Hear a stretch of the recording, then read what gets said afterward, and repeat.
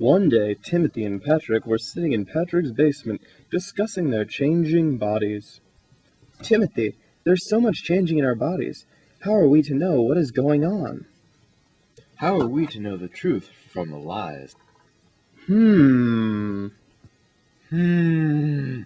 Aha!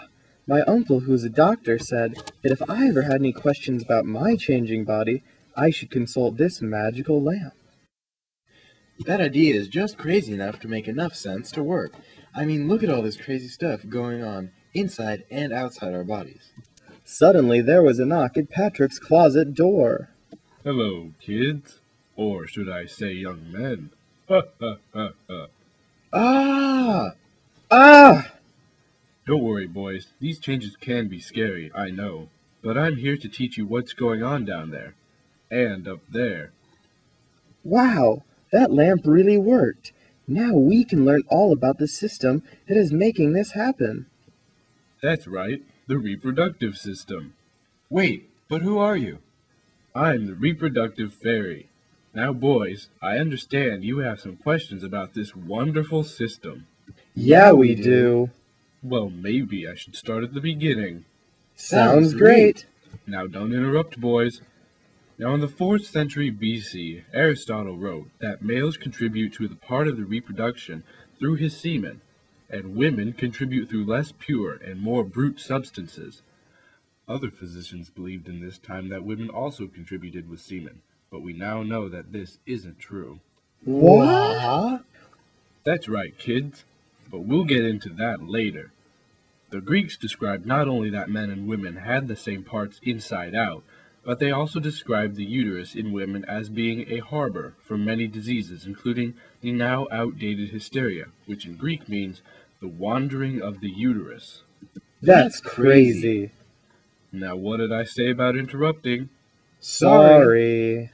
You're right, you are.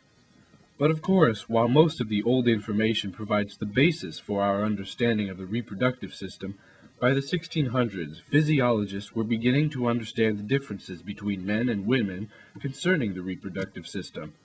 Much of the old information isn't completely true, but as I said before, it did provide our base knowledge. Today, we know even more and are learning more every day. Wait, you said a lot of the old information wasn't correct. Yeah? What are the real facts on this crazy system? Well, the reproductive system is made up of many organs, like on the man with the penis. Its job is to facilitate the exchange of genetic material from the male to the female. The penis is inserted into the vagina, where the sperm travels to the uterus, where the female's egg will combine with the male's sperm to form a zygote, and then will grow into an embryo. So the reason we're changing is because one day we'll need to reproduce? Yes, that's right, boys. This system is made up of some very unique tissue that is only found in the reproductive system. This tissue is called erectile tissue, which can fill with blood as if it were a sponge to harden the penis and parts of the vulva in order to aid in this reproductive process. Pretty neat, huh, kids? Yes, sirree. Well, now you know what the adult reproductive system does. Now you've learned manners, another part of maturity. Ha, ha, ha. What is your question? What is the effect on the rest of our body? Well, Timothy and friend, 2 hormones are produced in the reproductive system that have an effect on the rest of the body. Testosterone and estrogen are produced in men and women respectively, although women also produce small amounts of testosterone and men produce small amounts of estrogen. Well, what did these 2 hormones do? Testosterone promotes protein synthesis, which causes a greater muscle mass, and it also builds a higher bone density. This is usually why men tend to be taller and stronger than women and have a reduced chance of getting osteoporosis. Estrogen, on the other hand, affects the circulatory system the most in that it helps the liver regulate the production of cholesterol and therefore greatly reduces the chance of heart complications in women. Well, that's swell, but is everything about the reproductive system so great? Actually, now that you ask, it really isn't. There are numerous things that can go wrong. Many diseases or STDs can infect either the male or female body. These diseases can hurt a person's life deeply, both physically and emotionally. They will have symptoms that can be internal and external. These diseases can cause pain for the sexual organs, annoying bumps or rashes, complications with pregnancies, such as disfigurement, and even sterility. That doesn't sound like much fun. Yeah, I wish there was something that could prevent this from happening. There are many things that can be done to prevent these STDs from infecting you. First off, many diseases of the reproductive system are the result of unprotected sex. The answer is wearing a condom.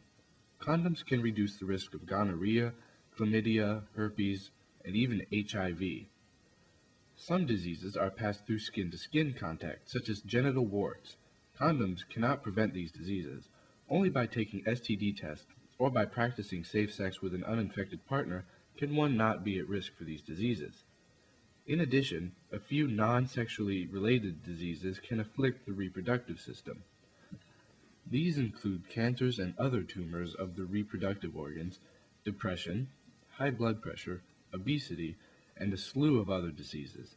But that's not to say sex is bad. It has been found that regular sex and masturbation are good for your overall body health, especially with stress.